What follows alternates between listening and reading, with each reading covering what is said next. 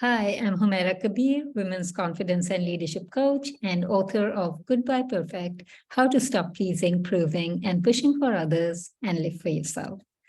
Now, a question that I get asked very often is, why is perfection such a pervasive problem for women, and how does that affect our confidence? And so let me address the perfection part of it first. Why is perfection such a pervasive problem for women?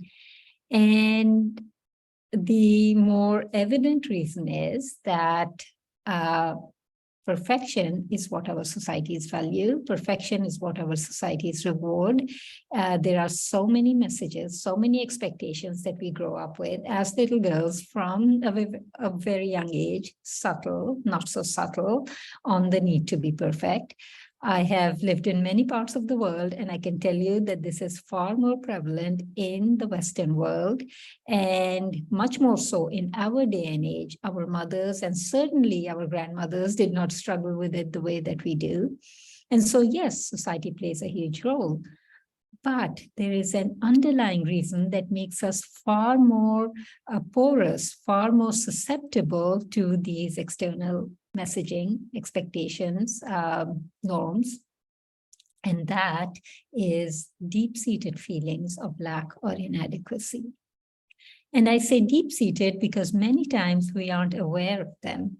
They emerge at a time when we haven't yet developed the cognitive capacity to make sense of our experiences. And so they live somewhere deep inside.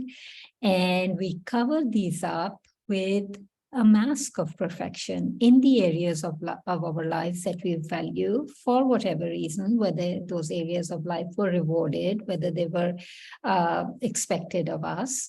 And so it could be, that mask of perfection could look like pleasing. It could look like perfecting, which we recognize very well. It could look like proving, performing. There are these different areas, and the masks are more related to all of these different areas.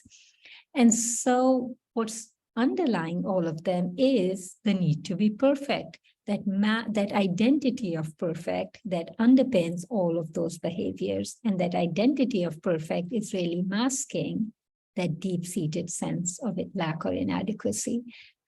How does that affect our confidence?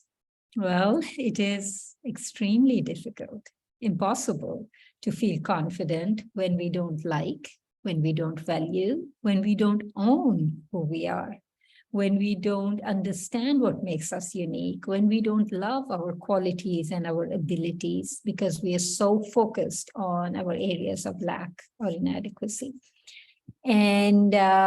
And yes, it is very difficult. And all of these feelings come with a voice in our heads, that inner critic that we all know so well.